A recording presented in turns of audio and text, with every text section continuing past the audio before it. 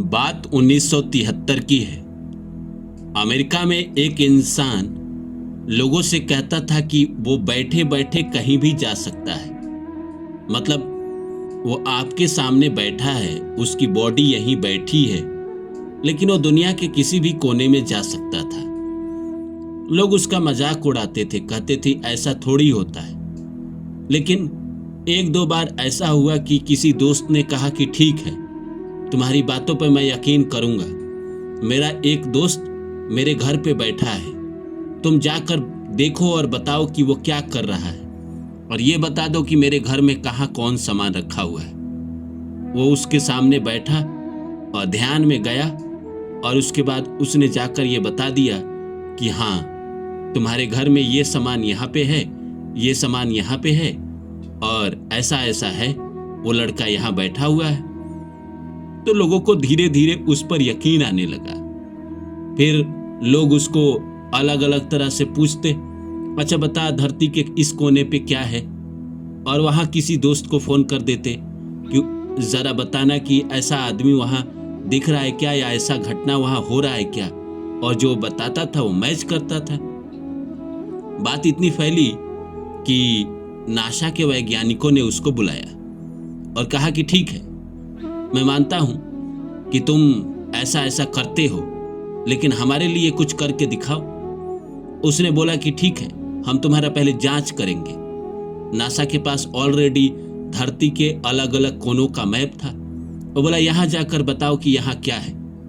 तो वहां जाता था, उनके सामने बैठे बैठे ध्यान में जाता था, और वहां जाकर वो देख लेता था और बताता था कि यहां ऐसा ऐसा दिख रहा है। तो धीरे धीरे नासा के वैज्ञानिकों को उस पर विश्वास होने लगा, और ये मानने लगे नासा के वैज्ञानिक कि हाँ, ऐसा हो सकता है कि एक आदमी हमारे सामने बैठा हो, लेकिन उसकी आत्मा, उसका जो सोल है, वो कहीं भी जा सकता है, कहीं भी कुछ भी देख सकता है। तो नासा के वैज्ञानिकों को लगा कि भाई ऐसा क्या है, इसको क्या बोलते हैं। उस आदमी ने जवाब दिया कि इसको एस्ट्रो ट्रैवल बोलते हैं, जो कहीं भी जा सकता है एक जगह पे बैठे बैठे। कला तो ये भारत की ही है। तो नासा के वैज्ञानिकों ने कहा कि ठीक है, हम तुम्हारा इस्तेमाल अलग अलग तरीकों से करेंगे। तो वो उसके साथ काम करने लगा, एग्रीमेंट बना और काम करने लगा। तो किसी ने कहा कि ठीक है, ये इंसान अगर कहीं जा सकता है, कहीं भी ट्रैवल कर सकता है, तो हम लोग इसको धरती में ही क्यों फंसा के रखे। हमें इसको अंतरिक्ष में भेजना चाहिए और पता करना चाहिए कि वहां क्या हो रहा है। अमेरिका ने उससे पहले जो है विमान छोड़ा था, तो उसको उसके बारे में जानना था, और उसके पास जो सीमित जानकारी थी, क्योंकि 1973 में उतना ज्यादा साइंस विकसित नहीं हुआ था, तो उसको ये जानना था कि उसका जो भी उसने विमान भेजा था वो जुपिटर के आसपास था, तो वो कैसा दिखता है, जुपिटर कैसा दिखता है, थोड़ा जाकर बताओ। वो इंसान जुपिटर के पास गया और उसने बताया एग्जैक्ट, पहली बार बताया कि धरती तो दिख ही नहीं रही है, ये तो गैस का गोला है, और चारों तरफ गैस ही गैस है, और यहाँ पे तो बस तूफान ही तूफान है। और किसी ने कहा, और फिर कहा उसने कि यहाँ पे एक पतला सा लेयर है, इस गैस के चारों तरफ एक पतला सा लेयर है। तो किसी साइंटिस्ट ने कहा कि ये सब बकवास है, बकवास बोल रहे हो। तो जुपिटर के पास पतला सा लेयर कहां से आ गया? जुपिटर के पास कोई लेयर नहीं है, लेयर तो शनि के पास है, शनि के पास चारों तरफ पतला लेयर है। तो फिर नासा के वैज्ञानिकों ने उसका जो एग्रीमेंट था वो रद्द कर दिया, इस बात को लेकर कि भाई जुपिटर के पास ये लेयर देख रहा है, मतलब ये झूठ बोल रहा है, इसकी बातें धरती तक सीमित है, धरती पे ये घूम लेता है, लेकिन अंतरिक्ष तक इसकी जाने की क्षमता नहीं है। उसके बाद 6 साल बाद नासा ने जो दूसरा अंतरिक्ष छोड़ा था, वो जुपिटर के करीब से गया, और उसने जुपिटर की जो तस्वीर भेजी, उसमें एग्जैक्ट वही था जो उस आदमी ने बताया था। और ये बात आग की तरह अमेरिका में फैल गई, और इतना फैल गई कि हर किसी के जबान पे उसी का नाम, और वो आदमी भी बहुत फेमस हो गया। इस बार उसको ढूंढा गया। वो कहीं था, आराम से अपनी जिंदगी पहाड़ों पे काट रहा था, तो उसको ढूंढा गया और बोला गया कि भाई तुम आ जाओ। और इस बार नासा ने नहीं ढूंढा, इस बार उसको CIA ने ढूंढा। और इसीलिए ढूंढा कि भाई उस समय उसके अलग अलग लोगों से पंगे चल रहे थे, चाइना हो, रसिया हो, तो उसको इसीलिए रखा एग्रीमेंट के साथ कि तुम जाओ और दुश्मन देश के बंकर बताओ, उसके पास कितने हथियार है ये सब बताओ। और वो आदमी ऐसा ऐसा काम करता रहा। तो एक आदमी के अंदर इतनी क्षमता है कि वो एक जगह बैठे बैठे सारे ग्रह नक्षत्र को देख सकता है। हमारे ऋषि मुनि ने जो ग्रह नक्षत्रों की जानकारी दी थी वो ऐसे थोड़ी दे दी थी, उन्होंने भी एस्ट्रो ट्रैवल किया था। तो जब इंसान के पास इतनी शक्ति है कि वो बैठे बैठे सारी दुनिया, सारा अंतरिक्ष घूम सकता है, तो एक इंसान अपने पिछले जन्म के कर्म, पिछले जन्म के प्रारब्ध, पिछले जन्म में वो क्या कर रहा था ये नहीं जान सकता?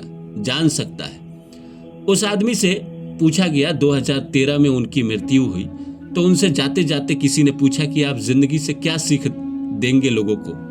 उन्होंने कहा कि देखिए, हम सबको कहीं ना कहीं भगवान ने इस धरती पर भेजा है, तो इसीलिए नहीं भेजा है कि हम अपनी जिंदगी जिए, जीना है जिए, लेकिन कहीं ना कहीं हमें अपने सोल को, जो ये बॉडी हमें मिला है सोल के साथ, ये हमें कहीं ना कहीं जागरूकता के लिए मिला है, सीखने के लिए मिला है।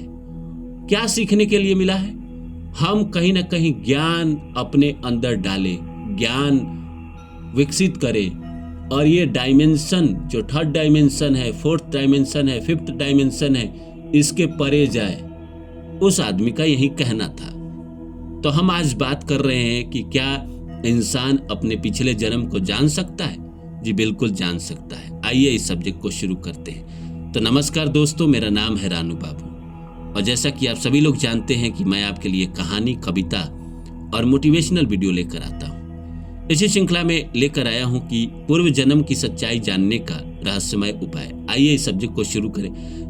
इससे पहले आप सभी से रिक्वेस्ट है कि please like my video and subscribe my channel. दोस्तों, हमारे ऋषि मुनि कैसे करते थे? वो भी एस्ट्रो ट्रैवल करते थे। जो इंसान ग्रह नक्षत्रों तक पहुंच सकता है, वो अपने प्रारब्ध को भी देख सकता है। वो ये भी देख सकता है कि दुनिया में कितने ग्रह हैं, इससे पहले हमारे कहाँ जन्म हुए थे। उस आदमी के ही कई बार लोगों ने पूछा कि क्या इंसान और भी ग्रहों पे रहता है? उस आदमी ने कहा डेफिनेटली रहता होगा। कहा जाता है ना कि हमारे जो जन्म है, हमारे जैसे 7 अलग अलग ग्रहों पे एक ही तरह के आदमी रहते हैं। मतलब मेरे जैसा एग्जैक्ट इस धरती पर, इस दुनिया में, इस ब्रह्मांड में 7 अलग अलग लोग हैं। वो चाहे चंद्रमा पे हो, चाहे मंगल पे हो, चाहे जुपिटर पे हो, चाहे बुध पे हो, या और भी हो, नेपच्यून पे हो, प्लूटो पे हो, कहीं ना कहीं हमारे जैसे 7 और लोग हैं जो इस अंतरिक्ष में एग्जिस्ट करते हैं। अगर जो इंसान एस्ट्रो ट्रैवल सीख जाता है, वो इंसान अपने पिछले जन्म को जान सकता है। लेकिन जो इंसान एस्ट्रो ट्रैवल सीख जाएगा, वो पिछले जन्म को क्यों देखेगा? उसके पास तो पूरा ब्रह्मांड है, पूरा गैलेक्सी है, मिल्की वे है जानने, देखने, समझने के लिए। जो इंसान इतना योग्य हो जाएगा, जैसे जो इंसान त्राटक करता है, मेडिटेशन करता है, गहन मेडिटेशन करता है, वो अपने सारे प्रारब्ध को जान सकता है। जैसे ओशो कहते हैं कि उनके पास एक लड़की आई जिसने ये कहा कि उसको पिछले जन्म के बारे में जानना है। वो इस जन्म में कहीं टीचर थी, अच्छी पोस्ट पे थी, प्रोफेसर थी मान के चलिए। तो ओशो ने कहा कि तुमको जाना है जाओ, लेकिन तुम सोच समझ के जाना, क्योंकि एक बार तुम पीछे के जन्मों में चले गए और तुमने देख लिया अपने सारे जीवन की हकीकत, और तुमने देख लिया कि वही जीवन बार बार जी रहे हैं। उसी धन के पीछे कितनी बार भागे हैं, उसी संभोग के पीछे कितनी बार भागे हैं, और कभी जीवन में तृप्त नहीं हुए हैं। तुम देखोगे कि भाई एक ही जीवन में कितनी बार, कई जन्मों से हम शादी के लिए भाग रहे हैं, कई जन्मों से हम प्यार के लिए भाग रहे हैं, कई जन्मों से हम भोग के लिए भाग रहे हैं, और कभी तृप्ति नहीं हुई। तो तुम अगर पीछे के जन्मों में चले गए तो इस जीवन को तुम जी नहीं पाओगे। ये जीवन तुमको इतना नीरस हो जाएगा कि तुमको जीने का मन ही नहीं करेगा। लेकिन उसके बावजूद भी उस औरत ने कहा कि नहीं, मुझे जाना है, मुझे जानना है। ओशो ने गहन से गहन मेडिटेशन कराया, त्राटक कराया। उसके बाद वो औरत धीरे धीरे, जैसे आप कैसे जा सकते हैं, जैसे आपको एक एग्जैक्ट, जैसे आज से पल पीछे सब कुछ याद करता रहना पड़ेगा। एग्जैक्ट जब गहरे मेडिटेशन में जाएंगे, एग्जैक्ट आपको पीछे सब कुछ याद करना पड़ेगा और धीरे धीरे धीरे माँ के गर्भ तक जाना पड़ेगा और उसके पीछे आप क्या थे वो आपको दिखेगा। लेकिन ये बहुत ही गहरा है, ये आप ऐसे नहीं कर सकते हैं, बिना गुरु के सानिध्य के नहीं कर सकते हैं। एक कॉमन मैन कभी कर ही नहीं पाएगा। कॉमन मैन के लिए ये बना ही नहीं है। बड़े बड़े तपस्वी करते हैं, बड़े बड़े ऋषि मुनि करते हैं, ये इतना आसान नहीं है। बुद्ध ने अपने कई जन्मों को देखा है, इसीलिए बुद्ध सब कुछ छोड़ दिए, राजपाट, शादी विवाह। जो इंसान अगर अपने प्रारब्ध के सारे जन्मों को जान जाएगा, वह इंसान नॉर्मल बचेगा ही नहीं। वह इंसान तो कहीं ना कहीं भगवान बन जाएगा। उस इंसान को इस संसार से मोह ही खत्म हो जाएगा। उस इंसान को लगेगा कि मैं कर क्या रहा हूँ, वही जीवन, वही भोग, वही पत्नी, वही बच्चे, वही पैसा, वही दुनिया, वही प्रेम। कितनी बार करे ये सब।